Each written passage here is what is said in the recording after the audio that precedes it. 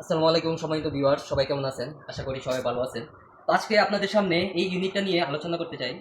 তো এই ইউনিটটা হচ্ছে আপনার একটি মূলত এটা হচ্ছে ফ্রিজ। তো সৌদি আরবে সাধারণত এই ফ্রিজগুলো বাকালায় ব্যবহার হয়। তো বাকালা বলতে সুপার শপ। তো এটার কি সমস্যা এবং এটার ভিতরে কি যন্ত্র আছে আপনাদেরকে বিস্তারিত দেখাবো। তো সর্বপ্রথম আপনাদেরকে এটার ভিতরের অংশটা দেখাই।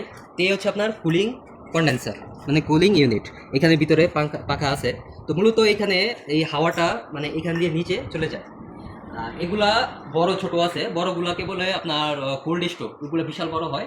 আর এটা হচ্ছে আপনার ছোট ইউনিট, এটা মূলত একটা ফ্রিজ। স্ক্রিনে দেখতে পাচ্ছেন এই ফ্রিজগুলাই এগুলো ব্যবহার হয়। তো এটার সমস্যা কি? এটার সমস্যাটা হচ্ছে আপনার এই কম্প্রেসারটা খারাপ হয়ে গেছে। তো এটা মূলত পাম্পলেস হয়ে গেছে। তো গতকালকে এটা খুলে নিয়ে আসছি। তো প্রথমে ভাবছিলাম এটা গ্যাসের সমস্যা, কারণ কুলিং হচ্ছিল না, প্রেশারও ঠিক ছিল। তো কাস্টমারকে বললাম যে তো এটা লাজিম কাটতে হবে। তো কাইটা দেখলাম যে এটা আপনার পাম্পলেস হয়ে গেছে। তো কম্প্রেসারও আনা হয়ে গেছে, এই যে নতুন কম্প্রেসার, এই যে মিডিয়ান সি কুপ। এটা মূলত আপনার স্পেনি ইউরোপীয় কম্প্রেসার 1 HP। তো কম্প্রেসারটা লাগাবো এবং সম্পূর্ণ ভিডিওটি আপনাদেরকে দেখানো হবে। তবে ভিডিওর মাঝখানে আপনাদেরকে একটি তথ্য দিতে চাই।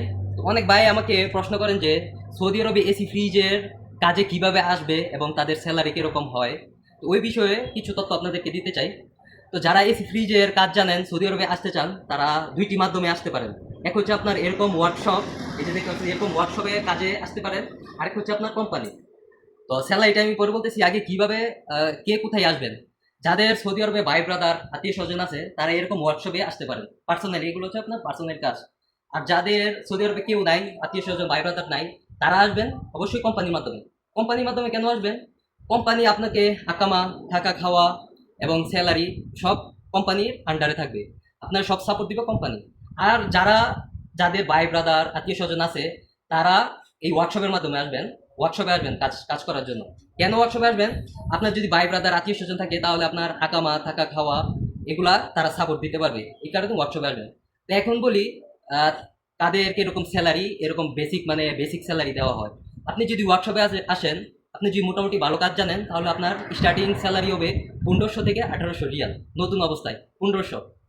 আর যদি আপনি কোম্পানির মাধ্যমে আসেন, কোম্পানি মূলত হেল্পার হিসাবে নেওয়া হয় না, কারণ বাংলাদেশে ইন্টারভিউ নিয়ে তারপর সৌদি আরবে আসতে হয়। যদি আপনি ইন্টারভিউ টিকেন, তাহলে আপনার স্টার্টিং বেতন কোম্পানির মাধ্যমে, যে কোনো কোম্পানির মাধ্যমেই বেসিকলি 1800 রিয়াল হয়। থাকা খাওয়া কোম্পানি দেয়, আকামাও কোম্পানি দেয়। এটা একটা প্লাস পয়েন্ট। আর যদি ওয়ার্কশপে আসেন, আপনার স্টার্টিং বেতন প্রথমে বলছি যে 1200 থেকে, এগুলো হচ্ছে হেল্পারের জন্য 1200 রিয়াল, 1500, 1800 এরকম হয়।